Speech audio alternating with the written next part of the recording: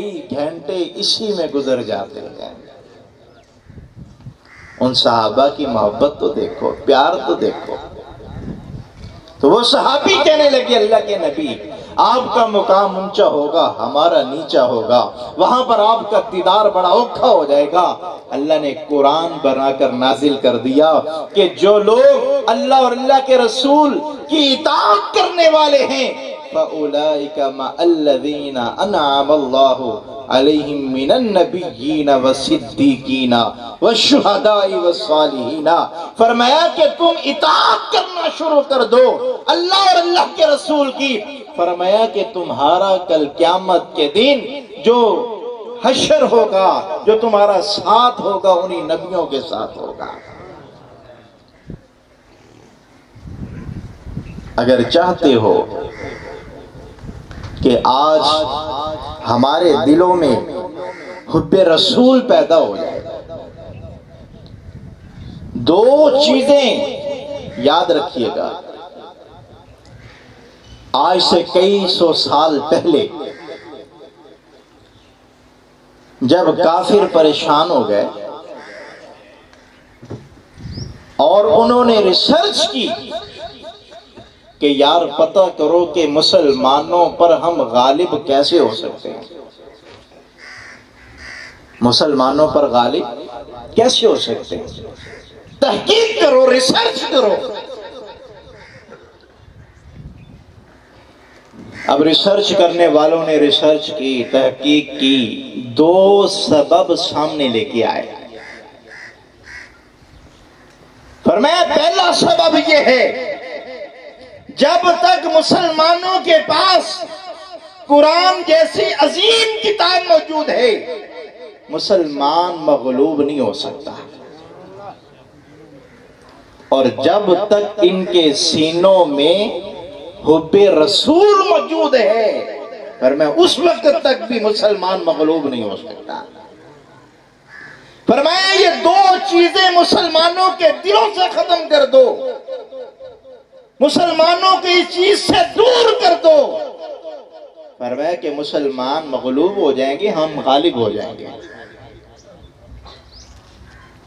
اور اس وقت پھر اعلانات کیے گئے کہ یار یہ جو مسلمانوں کا قرآن ہے ان کے قرآن کو ضائع کر دو۔ اور وہ وقت بھی ہے، تاریخ گواہ ہے اس بات کی، کہ ایک وقت وہ بھی تھا کہ جب قرآن کو جلا دیا گیا، قرآنوں کو دریا برد کر دیا گیا، جتنے بھی قرآن پاک تھے ساروں کو اٹھایا، جلایا گیا اور دریا برد کر دیا گیا۔ اب کافر خوش ہو گئے کہ ہم نے مسلمانوں سے جو قرآن والی دولت تھی وہ چھین لی ہے، ختم کر دی ہے، اب ہم ان پر غالب آ جائیں گے۔ بڑی عجیب بات ہے، سننے کی بات ہے۔ ایک وزیر ایک مدرسے کے آگے سے گزرتا ہے، ایسا ہی مدرسہ ہوگا، ایک وزیر اسی بادشاہ کا مدرسے کے آگے سے گزرا، ایک نبینا بچہ آنکھوں سے محروم ہے اور بیٹھا قرآن کی تلاوت کر رہا ہے، آنکھیں نہیں ہیں، قرآن سامنے نہیں ہے، آنکھوں سے محروم ہے اور اونچی آواز سے پڑھ رہا ہے، قرآن کی تلاوت کر رہا ہے۔ میں اپنے تخیل میں کہتا ہوں وہ کہہ رہا ہوگا الحمدللہ رب العالمین الرحمن الرحیم مالک یوم الدین ایاک نعبد و ایاک نستعین اہدنا الصراط المستقیم صراط الذین انعمت علیہم غیر المغضوب علیہم ولا الضالین۔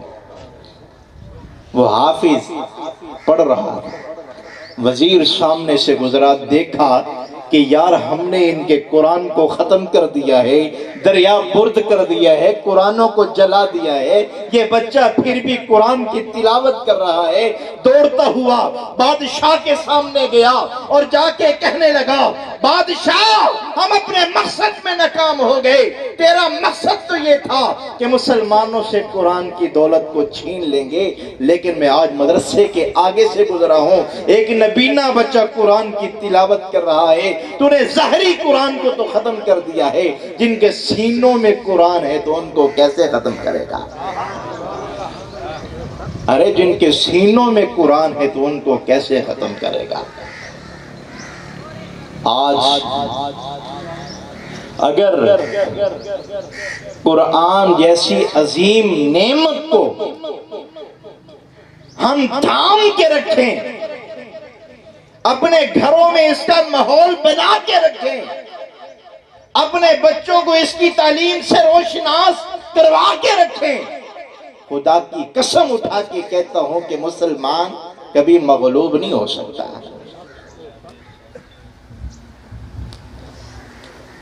اسی وقت ہمیں مار پڑی، اسی وقت ہم پریشان ہوئے جب قرآن کو ہم نے چھوڑ دیا، قرآن کی تلاوت کو ہم نے چھوڑ دیا، قرآن پڑھنا ہم نے چھوڑ دیا۔ مجھے وہ وقت یاد ہے، ان سفید داڑھی والوں کو بھی معلوم ہوگا، میں نے وہ منظر بھی دیکھا صبح فجر کی نماز پڑھنے کے لیے، جب سارے بزرگ نوجوان مسجد میں آیا کرتے تھے، نماز سے فارغ ہو کے سارے کے سارے قرآن کھول کے بیٹھ جایا کرتے تھے، پوری مسجد لوگوں سے بھر جاتی اور وہ بیٹھے قرآن کی تلاوت کر رہے ہوتے تھے۔ اور آپ نے بھی دیکھا ہوگا کہ گھروں میں جو اب بھی بوڑھی عورتیں ہیں وہ قرآن تکیے پہ رکھ کے بیٹھ جاتی ہیں اور صبح کے وقت قرآن کی تلاوت کرتی نظر آتی ہیں، اور آہستہ آہستہ یہ ماحول ختم ہوا، قرآن پڑھنا چھوڑ دیا، اور اب تو گھروں میں بھی قرآن کی تلاوت بہت کم ہو گئی، بہت کم ہو گئی۔ اگر آج ہم بظاہر مظلوم نظر آ رہے ہیں یا پریشان نظر آ رہے ہیں، جو پریشانیوں کا ایک جمع وفیر ہم پر آ چکا، اس کی وجہ ایک یہ بھی ہے کہ آج ہم قرآن سے دور ہو گئے، قرآنی تعلیمات سے دور ہو گئے۔ اپنے بچوں کو قرآنی تعلیمات سے روشناس کروائیں، حافظ بنائیں، حافظ بناؤ، گھروں میں قرآن کی تلاوت کریں۔ ایک کتاب میں پڑھ رہا تھا کہ جس گھر میں قرآن کی تلاوت ہوتی ہے، فرمائے اس گھر میں رب کی رحمت موسلا دھار بارش کی طرح برستی ہے، موسلا دھار بارش کی طرح اس گھر میں رب کی رحمت برستی ہے۔ کتنی بڑی بات ہے۔ تو کافروں کی سرچ کے مطابق پہلی چیز کیا تھی کہ مسلمانوں کو قرآن سے دور کیا جائے، اور وہ اس وقت سے کوشش کر رہے ہیں کہ مسلمانوں کو قرآن سے کیسے دور کیا جائے۔ ایک وقت تھا کہ سادہ ریڈیو ہوا کرتے تھے، یہ ریڈیو بھی انہوں نے ایجاد جو کیا صرف اس لیے تھا کہ مسلمانوں کو ان چیزوں میں لگا دو۔ پھر ٹیلی ویژن آیا، پھر وی سی آر آیا، کیبل آئی، سی ڈی آئی، اور اب ہر ہاتھ کے اندر ایسی چیزیں موجود ہیں تو آج ہم غفلت کی راہ پر چل پڑے، اسی لیے پریشان ہیں۔ اور دوسری جو وجہ تھی، فرمایا کہ جب تک مسلمانوں کے دل میں حب رسول موجود ہے، فرمایا مسلمان مغلوب نہیں ہو سکتے۔ آج ضرورت ہے کہ ہم اپنی نئی نسل کے اندر حب رسول پیدا کریں، اللہ کے نبی علیہ السلام کی محبت پیدا کریں۔ فرمایا کہ اگر چاہتے ہو کہ ہمارا روحانی رشتہ آقا کریم علیہ السلام کے ساتھ قائم ہو جائے، فرمایا کثرت کے ساتھ درود و سلام پڑھا کرو، کثرت کے ساتھ درود و سلام پڑھا کرو۔ ایک عجیب بات بتلاؤں آپ کو، آقا کریم علیہ السلام کی یہ عادت مبارک تھی، جب بھی اللہ کے نبی علیہ السلام کے پاس کوئی ہدیہ لے کے آتا تو آپ جواباً ضرور اس کو کوئی نہ کوئی چیز ہدیہ عنایت فرماتے، ضرور اس کو بدلے میں ہدیہ دیتے۔ علماء نے بڑی عجیب اور پیاری بات لکھی ہے، فرمایا کہ جب کوئی مسلمان آقا کریم علیہ السلام کے لیے درود پاک کا ہدیہ پیش کرتا ہے، اور حدیث پاک میں آتا ہے کہ جب کوئی مسلمان بندہ درود و سلام پڑھتا ہے، اللہ فرشتوں کو حکم دیتے ہیں، فرشتے صاف ستھرے کپڑے میں اس درود پاک کو لپیٹ کے اللہ کے نبی علیہ السلام کے سامنے لے جاتے ہیں، اور جا کے کہتے ہیں فلاں بن فلاں فلاں جگہ سے یہ آپ کے لیے درود و سلام کا ہدیہ بھیجا ہے۔ تو علماء لکھتے ہیں کہ آقا کریم علیہ السلام کی دنیا میں بھی جب وہ حیات تھے، دنیا میں تھے، اب بھی حیات ہیں، اب بھی قبر میں حیات ہیں، جب وہ دنیا میں تھے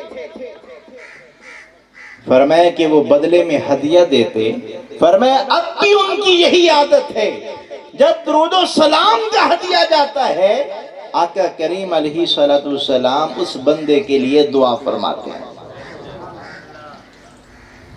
اس لیے علماء لکھتے ہیں آپ کاروبار کی وجہ سے پریشان ہو، درود و سلام پڑھیں، اسی نیت سے پڑھیں، اللہ کاروبار کی مشکلیں آسان کر دے گا۔ آپ بیمار ہیں، شفا یابی کے لیے درود و سلام پڑھیں، اللہ شفا عطا کر دے گا، ادھر سے دعائیں ملیں گی، جس مقصد کے لیے پڑھیں گے فرمایا کہ وہ مقصد انشاءاللہ ضرور حل ہوگا۔ تو آقا کریم علیہ السلام کے ساتھ اپنی روحانی نسبت قائم کرنے کا ایک طریقہ یہ ہے کہ فرمایا کہ ان کے اوپر کثرت کے ساتھ درود و سلام پڑھا جائے۔ اور ایک اور طریقہ بھی ہے،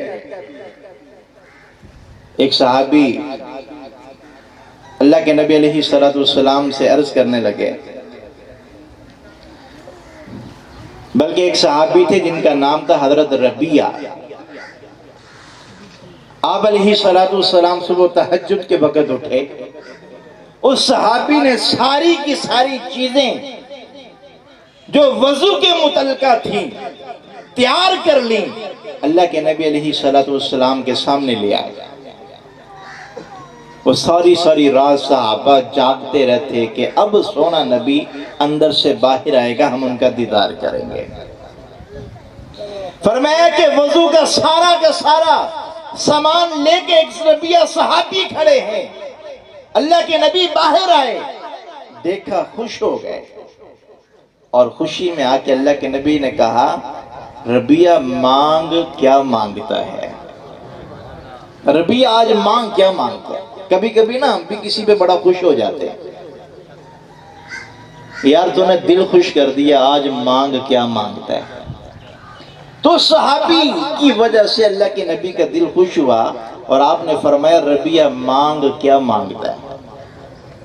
تو وہ صحابی کہنے لگے اللہ کے نبی مجھے کوئی چیز نہیں چاہیے، بس یہی چاہیے کہ مجھے آپ کی جس طرح رفاقت یہاں پہ ہے وہاں بھی مجھے آپ کی رفاقت چاہیے،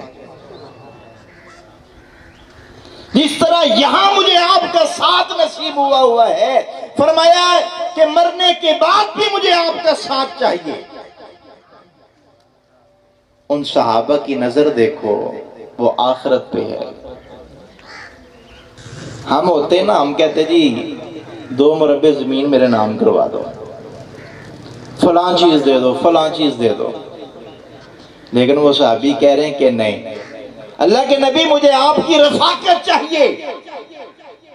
اللہ کے نبی نے فرمایا کہ ربیہ اس کے علاوہ کچھ اور مانگ لے، تو وہ صحابی کہنے لگے نہیں نہیں اللہ کے نبی، بس مجھے تو آپ کی رفاقت ہی چاہیے۔ آپ نے فرمایا کہ اگر تو چاہتا ہے کہ میری رفاقت تجھے نصیب ہو جائے تو سجدوں کی کثرت کے ساتھ میری مدد کر۔ فرمایا کثرت کے ساتھ سجدہ کر، اللہ کے سامنے اپنی پیشانی کو جھکا، فرمایا کہ تجھے میری رفاقت نصیب ہو جائے گی، میری محبت نصیب ہو جائے گی۔ اگر چاہتے ہو حب رسول آ جائے، فرمایا کثرت کے ساتھ پیشانی زمین پہ جھکاؤ، کثرت کے ساتھ سونے نبی پر درود و سلام پڑھیں، انشاءاللہ ان 2 چیزوں کی وجہ سے اللہ کی محبت، اللہ کے رسول کی محبت دل میں آئے گی۔ تو صحابہ اکرام آپ علیہ السلام کے ساتھ انتہا درجے کی محبت کرتے ہیں، انتہا درجے کی محبت۔ اور ان صحابہ کا مقام بھی تو پھر دیکھو نا، کہ جن کو اللہ نے اتنا مقام بڑا عطا کر دیا کہ اپنی رضا کا سرٹیفکیٹ دنیا ہی میں جاری کر دیا۔ میں نماز پڑھتا ہوں نا، مجھے معلوم نہیں ہے میری نماز قبول ہوئی ہے یا نہیں ہوئی، میں نے حج کیا، اللہ نے قبول کیا یا نہیں کیا، کوئی پتہ نہیں، میں نے جتنے بھی نیک اعمال کیے معلوم نہیں ہے اللہ نے قبول کیے ہیں یا نہیں کیے، لیکن ان صحابہ کے بارے میں اللہ نے قرآن کریم میں ارشاد فرما دیا رضی اللہ عنہم ورضوا عنہ، اللہ ان پر راضی اور یہ رب پر راضی،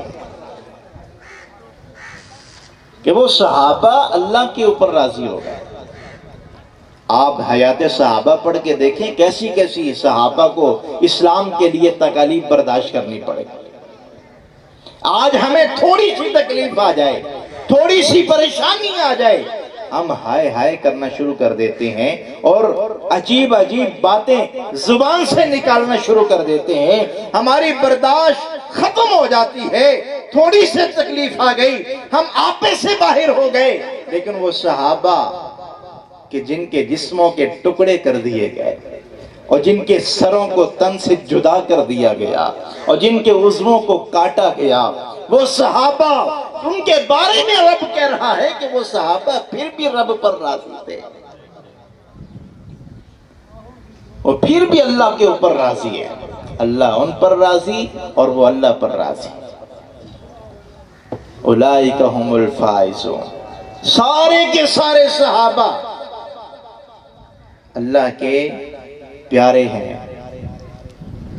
ابھی مولانا صاحب کہہ رہے تھے کہ جس صحابی کی بھی اقتداء کرو گے، فرمایا کہ اقتداء کرو گے ہدایت پا جاؤ گے، جس صحابی کی بھی اقتداء ہوگی ہدایت نصیب ہو جائے گی، چاہے وہ ایسا صحابی ہے کہ جس نے صرف ایک جھلک،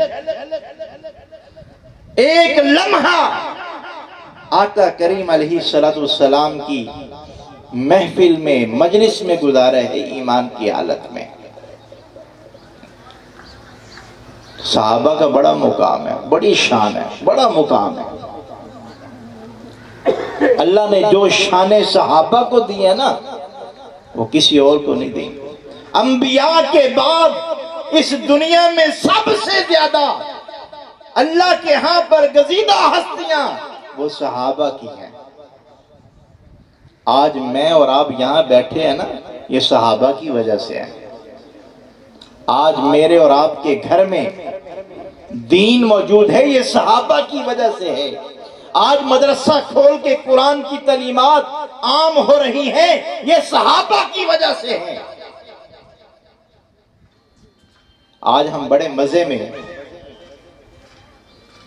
رنجادہ محمد سی کے علاقے میں رہ رہے ہیں، یہ قربانیاں ان لوگوں نے دی تھی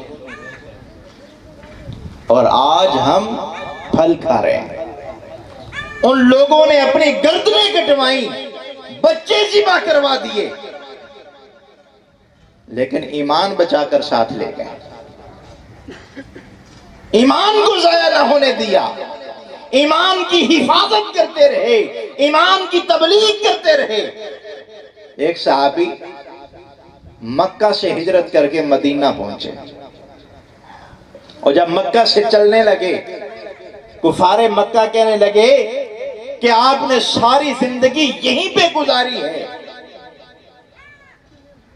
آپ کا جتنا سامان ہے وہ سارا کا سارا ہمارا ہے،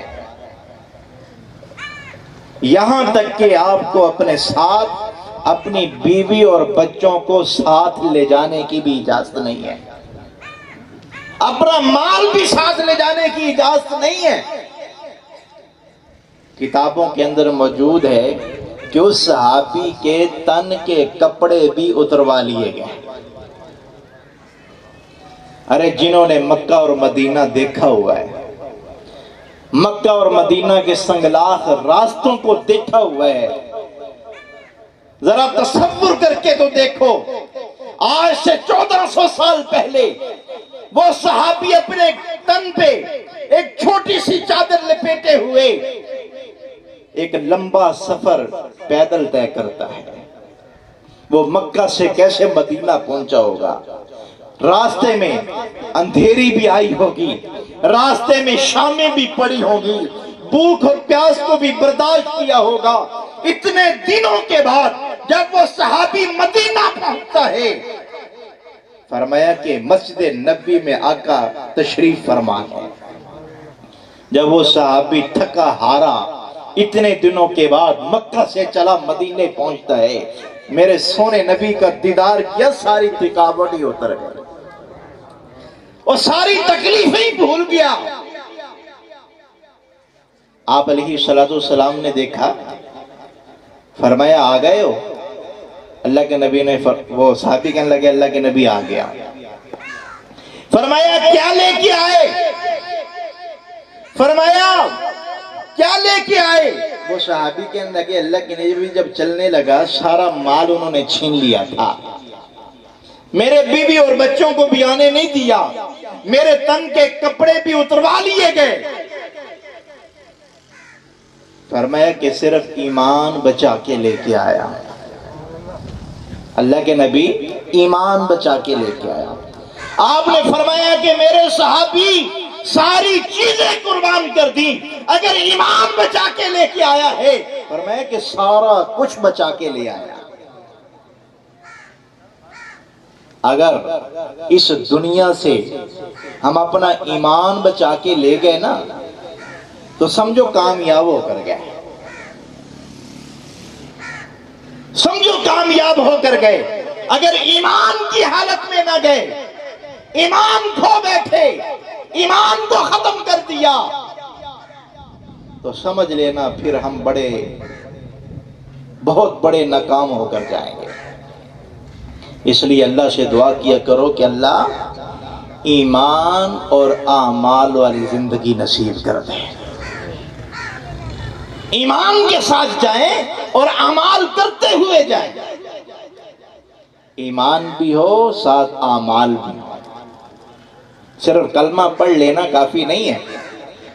بعض دیہاتی کہتے ہیں، بعض شہری بھی کہہ دیتے ہیں او بھائی ہم نے کلمہ پڑھ رکھا ہے، بلکہ پڑھ کر سنا دیتے ہیں ہم نے کلمہ پڑھ رکھا ہے جنت میں جائیں گے۔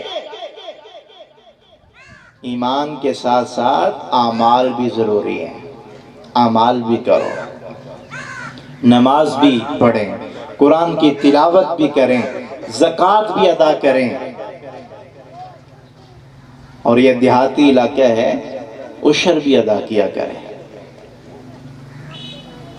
آج بہت سارے ہمارے بھائیوں کو ان مسائل کا پتہ ہی نہیں ہے۔